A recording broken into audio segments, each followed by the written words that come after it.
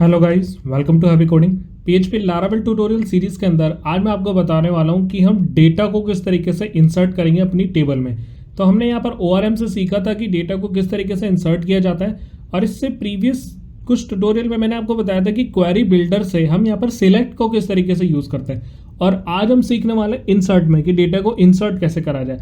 तो guys simply हमें यहाँ पर क्या करना है, सेम इसकी टेक्निक वही है।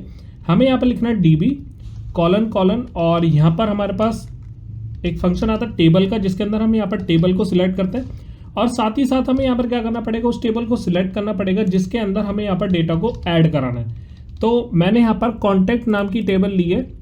मैंने यहाँ पर ऑलरेडी टेबल को सिलेक्ट किया हुआ है, कॉन्टैक्ट टेबल को। अब इसके अंदर हम क्या डालेंगे, डेटा डालेंगे, ईएमपी आईडी और मोबाइल। अब मैंने यहाँ पर ज़्यादा डेटा इसलिए नहीं लिया कोई दूसरी टेबल, क्योंकि उसके अंदर हमें काफ़ी सारा डेटा को ऐड करना पड़ता। तो हम यहाँ पर अभी क्या करेंगे, सिर्फ 2 ही कॉलम को ऐड करेंगे, और जो हमारे पास आईडी है वो ऑलरेडी यहाँ पर ऑटो इंक्रीमेंट है, और दूसरी चीज़ है हमारे पास ईएमपी आईडी और मोबाइल।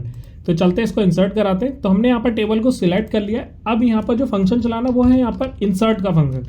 तो हमें यहाँ पर इंसर्ट की क्वेरी चलानी है, और इस इंसर्ट के अंदर हमें यहाँ पर क्या डालना है, एरे के अंदर उस कॉलम्स को पास करना है। तो सबसे पहले मैं यहाँ पर डालूंगा ईएमपी आईडी। अब इस एरे के अंदर ही हमें यहाँ पर जो इसकी की है ईएमपी आईडी, उसके अंदर हमें वैल्यू ऐड करनी है। तो मैं यहाँ पर एम्प्टी रैंड यहाँ पर फंक्शन चला सकता हूँ, और यहाँ पर से मैं कुछ वैल्यूज़ को पास कर देता हूँ। तो मैं यहाँ पर 5 वैल्यूज़ को पास कर देता हूँ। तो जो भी यहाँ पर रैंडम नंबर जनरेट होगा वो ईएमपी आईडी के अंदर चला जाएगा। और साथ ही साथ मैं दूसरे कॉलम के अंदर भी वैल्यू डालूंगा, जो कि यहाँ पर मोबाइल।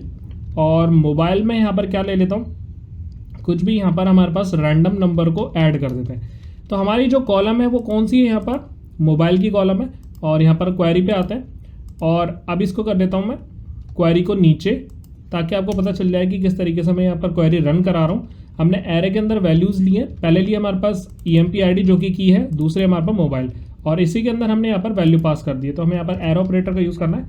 इस तरीके से हम यहाँ पर वैल्यू को इंसर्ट कराएंगे। तो यहाँ पर इको कराने की अभी हमें कोई ज़रूरत नहीं है, सिर्फ हमें इंसर्ट चलाना है। तो चलते एक बार ब्राउज़र पे, और मैं यहाँ पर जैसे रिफ्रेश करता हूँ तो आप देख सकते हैं कोई भी एरर नहीं है। और जैसी अब मैं यहाँ पर ब्राउज पे क्लिक करता हूँ तो आप देख सकते हैं कि यहाँ पर डेटा ऑलरेडी यहाँ पर मुझे शो हो रहा है। तो क्रिएटेड ऐड और अपडेटेड ऐड, अभी इसके अंदर डिफ़ॉल्ट वैल्यू नल है, वो हम अपने अकॉर्डिंग इसको भी ऐड करा सकते हैं। जो भी हम इसमें ऐड करना चाहते हैं हम डेट फंक्शन का यूज़ करके ऐड कर सकते हैं। तो अभी क्या हो रहा है, हमने यहाँ पर इंसर्ट कराई सिंगल वैल्यू। अगर मुझे मल्टीपल वैल्यूज़ को इंसर्ट कराना है तो हम क्या करेंगे, तो सिंपली इसके अंदर इंसर्ट के अंदर हम एक और एरे लगा देंगे।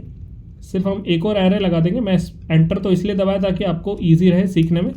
तो अब मैंने इसको एंटर लगा दिया। आप इसको एक लाइन के अंदर भी लिख सकते हैं। तो पहली तो यहाँ पर जो एरे पास हुई है वो बता रही कि ईएमपी आईडी डालनी है, मोबाइल ये डालना है। अब मैं यहाँ पर क्या करूँगा, इसी को कॉपी करके एक लगाऊंगा कॉमा, और दूसरी यहाँ पर मल्टी डायमेंशनल एरे का हम यहाँ पर यूज़ कर रहे हैं। और सॉरी, हम यहाँ पर नॉर्मल एरे का यूज़ कर रहे हैं, जो कि एसोसिएटिव एरे।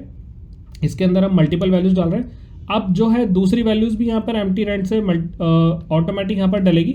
और अब मैं यहाँ पर कुछ फ़ोन नंबर रैंडमली ऐड कर दूंगा। तो यहाँ पर हो गया मेरे पास फ़ोन नंबर ऐड। अब चलते एक बार ब्राउज़र पे फिर से, और मैं जैसे यहाँ पर रिफ्रेश करता हूँ अब मेरे पास यहाँ पर क्या आ जाएगी, मल्टीपल वैल्यूज़ यहाँ पर इंसर्ट होगी। अभी बता रहे इनवैलिड न्यूमेरिकल आर्टिकल, तो ये बता रहा है कि जो हमारे पास डेटा गया है वो न्यूमेरिकल आईडी नहीं है सही।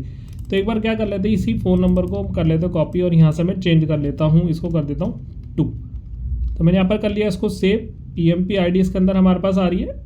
और अब चलते हैं ब्राउज़र पे, और जैसे मैं यहाँ पर रिफ्रेश कर रहा हूँ हमारे पास डेटा एंटर हो चुका। तो जैसे ही एंटर हिट कर रहा हूँ हमारे पास डेटा यहाँ पर ऐड हो चुका है। तो आई होप गाइज आपको समझ आया होगा किस तरीके से हम यहाँ पर मल्टीपल डेटा को भी ऐड करा रहे हैं। अब मान लीजिए मैंने यहाँ पर आईडी है, इसके अंदर मैं डेटा डालना चाहता हूँ। मैं यहाँ पर आईडी के अंदर डेटा डालना चाहता हूँ। तो मैं यहाँ से क्या करूँगा, एक सिंगल ही वैल्यू लूँगा। अभी मैं आपको सिंगल डाल के दिखाता हूँ, और इसके अंदर मैं पास करूँगा आईडी, जो कि इसकी की है, और यहाँ पर इसको की बना लेते हैं, और इसके अंदर मैं वैल्यू डाल दूंगा 3। तो मैं यहाँ पर आईडी इंसर्ट करा रहा हूँ 3, बट यहाँ पर पहले से आईडी 3 है, और इसके अंदर मैंने क्या लगा रखा है, प्राइमरी की और ऑटो इंक्रीमेंट है। तो प्राइमरी की का करेगा और डुप्लीकेट वैल्यू को इंसर्ट नहीं कराएगा। तो जैसे मैं यहाँ पर रिफ्रेश करूँगा तो बता रहा है कि mobile does not have a default value. पहले इसके अंदर मोबाइल भी ऐड कर लेते हैं कि मोबाइल की वैल्यू जो है वो डिफॉल्ट नहीं है। तो हम यहाँ पर क्या कर लेते हैं, इसको नल पास करा देते हैं कि अगर कोई मोबाइल ऐड नहीं कर रहा है तो यहाँ पर नल हो जाए। अब आते हैं ब्राउज पे, और जैसे मैं यहाँ पर रिफ्रेश कर रहा हूँ तो अब ये बता रहा है कि डुप्लीकेट एंट्री 3 फॉर प्राइमरी की। अगर हमने इसको प्राइमरी की सेट करा हुआ है तो हम डुप्लीकेट 3 को वापस से ऐड नहीं करा सकते।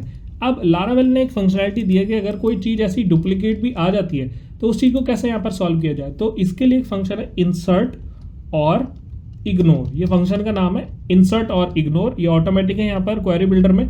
तो अगर यहाँ पर कुछ भी डेटा या कुछ भी एरर बनता है, कोई एक कॉलम भी मिसिंग था, जैसे अभी मोबाइल था, अगर वो नल नहीं होगा तो भी यहाँ पर एरर बता दिया, और ये डुप्लीकेट है तो भी एरर बता रहा है। तो ऐसा कुछ होता है तो जैसे मैं रिफ्रेश करूँगा इसके अंदर क्या करेगा, वो डेटा का यहाँ पर कोई एरर नहीं बनाएगा और ये यहाँ पर मुझे शो करने लग जाएगा।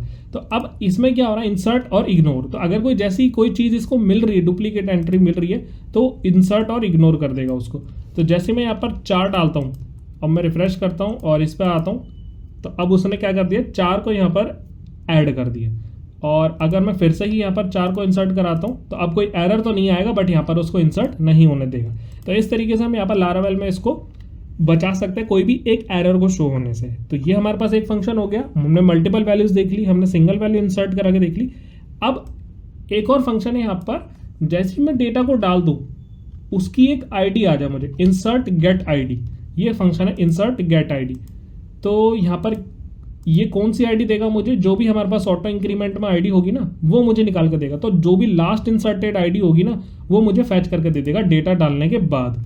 तो अब चलते हैं इसके अंदर। मैं अब आईडी तो नहीं डालूंगा, मैं सिंपली डालूंगा ईएमपी आईडी, और इस ईएमपी की आईडी के अंदर कुछ भी अभी डाल देते हैं। और मोबाइल के अंदर मैं यहाँ पर कुछ डेटा डालूंगा मोबाइल, और मोबाइल को भी यहाँ से कर देते हैं पास, और मैं यहाँ पर कुछ डेटा ऐड कर देता हूँ। इसको हम विदाउट स्ट्रिंग लेंगे, तो मैंने यहाँ पर फ़ोन नंबर भी ऐड कर दिया। ये अब क्या होगा, इंसर्ट और गेट आईडी। तो यहाँ पर मैं लगा लेता हूँ आईडी। अब इसको एक वेरिएबल में डाल लिया मैंने आईडी, और प्रिंट आर करा लेते हैं इस आईडी को, क्योंकि जैसे ही हमारे पास इंसर्ट होएगा ना ये मुझे क्या करेगा, लास्ट ऑटो इंक्रीमेंट वाली आईडी दे देगा, मतलब इस कॉलम की जो भी हमारी प्राइमरी की होगी। जैसे मैं यहाँ पर रिफ्रेश कर रहा हूँ तो आपने देखा 5 इसने मुझे यहाँ पर दे दिया, क्योंकि 4 के बाद हमारा जो डेटा गया है वो गया है यहाँ पर 5। अब चलते हैं यहाँ पर, फिर से मैं रिफ्रेश करता हूँ तो अब आ गया 6। तो जो भी लास्ट इंसर्टेड आईडी अगर आपको चाहिए वो यहाँ पर मुझे लारावेल निकाल के देगा इंसर्ट गेट आईडी नाम के फंक्शन से। तो आई होप गाइज आपको समझ आया होगा किस तरीके से हमारे पास क्वेरी बिल्डर में इंसर्ट काम करता है। हमने सिलेक्ट सीख लिया, हमने इंसर्ट सीख लिया। अब हम सीखेंगे आगे अपडेट, फिर हम सीखेंगे यहाँ पर डिलीट। अगर कुछ भी डाउट रह गया तो मुझसे कमेंट सेक्शन के अंदर जरूर पूछना। सो इस वीडियो में इतना ही। Thank you so much.